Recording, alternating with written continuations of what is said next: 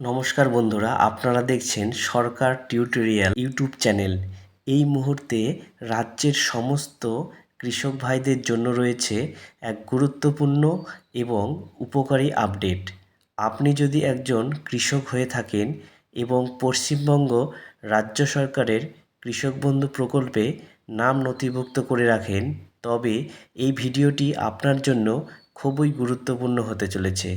কারণ আপনারা এই ভিডিওটি পুরো দেখলে জানতে পারবেন যে কবে আপনাদের কৃষক বন্ধু প্রকল্পের খরিফ সিজনের প্রথম কিস্তির টাকা আপনাদের ব্যাংক অ্যাকাউন্টে আসবে।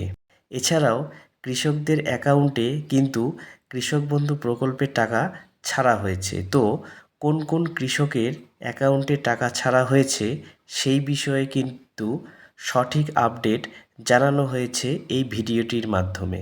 তাই এই ভিডিওটি কোনো রকম স্কিপ না করে প্রথম থেকে শেষ পর্যন্ত দেখার অনুরোধ রইল। এবং এই ভিডিওতে রয়েছে বেশ কিছু নতুন নতুন আপডেট। ভিডিওটি শুরু করার আগে ছোট্ট একটা রিকোয়েস্ট, আপনারা যদি এই চ্যানেলে প্রথম হয়ে থাকেন অবশ্যই চ্যানেলটিকে সাবস্ক্রাইব করে নেবেন এবং পাশে থাকা বেল আইকনটি অল করে রাখবেন। কারণ আমি রাজ্য সরকারের কৃষক বন্ধু প্রকল্প, কৃষক সম্মান নিধি প্রকল্প সহ বিভিন্ন সরকারি প্রকল্পের আপডেট এই চ্যানেলে দিয়ে থাকি। তো শুরু করছি বন্ধুরা, দেখতে থাকুন আজকের নতুন প্রতিবেদনে কি বলা হয়েছে। কৃষক বন্ধু প্রকল্প 2025, এখানে বলা হয়েছে কৃষকরাই আমাদের সমাজের আসল ভরসা, কিন্তু প্রাকৃতিক দুর্যোগ, ফসলের দাম না পাওয়া আর টাকার অভাবে অনেক সময় কৃষকদের জীবন হয়ে ওঠে খুবই কঠিন। এই সব সমস্যা দূর করতে মুখ্যমন্ত্রী মমতা বন্দ্যোপাধ্যায় চালু করেছেন কৃষক বন্ধু প্রকল্প। এই প্রকল্প শুধু টাকা দেয় না, কৃষকদের জীবনে এনে দেয় সুরক্ষা, সম্মান আর নতুন আশা। এই প্রকল্পটি শুরু হয়েছিল 2019 সালের 1 জানুয়ারি। প্রথমে বছরে 5,000 টাকা দেওয়া হতো। তারপরে 2021 সালে 17 জুন থেকে সেই টাকা বাড়িয়ে সর্বোচ্চ 10,000 টাকা করা হয়েছে। বর্তমানে যাদের 1 একর বা তার বেশি জমি রয়েছে তারা বছরে 10,000 টাকা পান। যাদের জমি 1 একরের কম তারা জমির পরিমাণ অনুযায়ী সর্বোচ্চ 4,000 টাকা করে পান। এই টাকা বছরে 2 বার দেওয়া হয়।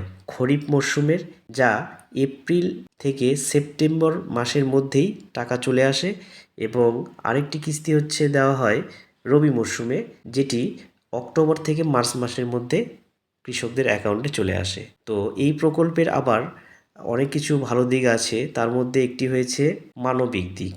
সেই মানবিক দিকটি কি, যদি কোনো কৃষক 18 থেকে 60 বছর বয়সে হঠাৎ মারা যান তাহলে তার পরিবার 2 লক্ষ টাকা আর্থিক অনুদান পেয়ে থাকেন। এপ্রিল এলেই রাজ্যের হাজার হাজার কৃষকের চোখ চলে যায় একটাই দিকে, কৃষক বন্ধু প্রকল্প। কারণ এই সময়টাই তো চাষের শুরুর সময়। জমি তৈরির কাজ, বীজ, সার, কীটনাশক প্রতিটি ধাপে দরকার পড়ে টাকার। আর সেই টাকাই যোগায় কৃষক বন্ধু প্রকল্পের প্রথম কিস্তি। এই টাকা অনেক কৃষকের কাছে শুধু সাহায্য নয়, এটি মাঠে নামার সাহস, একটা নতুন ভরসা। বিগত বছরগুলোতে তাকালে দেখা যায় 2021, 2022 আর 2024 সালে এই প্রকল্পের প্রথম কিস্তির টাকা কৃষকদের হাতে পৌঁছেছিল জুন মাসে। তবে 2023 সালে ব্যতিক্রম ঘটেছিল। সেবার পঞ্চায়েত ভোট থাকায় টাকা দেওয়া হয়েছিল অনেক আগে, অর্থাৎ 26শে এপ্রিল। এক সমীক্ষায় উঠে এসেছে, আপনারা দেখলে বুঝতে পারবেন যে এখানে কি বলা হয়েছে। সমীক্ষায় দেখা গেছে এখনও নদিয়া, বীরভূম, বাঁকুড়া, মুর্শিদাবাদ, উত্তর ও দক্ষিণ 24 পরগনা, মালদা, পূর্ব ও পশ্চিম বর্ধমান, মেদিনীপুর, পুরুলিয়া, হুগলি, হাওড়া আর দক্ষিণ দিনাজপুর জেলার অনেক কৃষক রবি মরশুমের টাকা পাননি। সরকারি সূত্রে বলেছে এই এপ্রিল মাসের মধ্যেই বকেয়া টাকাও পাঠিয়ে দেওয়া হবে। এদিকে রাজ্যের অনেক জেলায় পঞ্চায়েত অফিস থেকে কৃষকদের বিনামূল্যে বীজ ও চারা গাছ দেওয়া হচ্ছে।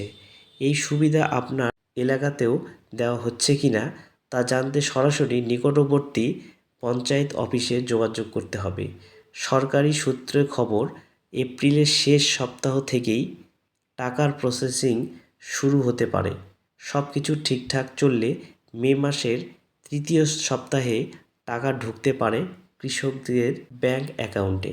যদিও নির্দিষ্ট কোনো দিন এখনও ঘোষণা করা হয়নি রাজ্য সরকারের তরফ থেকে, তবে সম্ভাব্য রয়েছে 14 মে এর পর টাকা পাঠানো শুরু হবে। তবে নবান্নের নির্দেশ পেলেই খুব শীঘ্রই টাকা দেওয়ার কাজ শুরু হবে।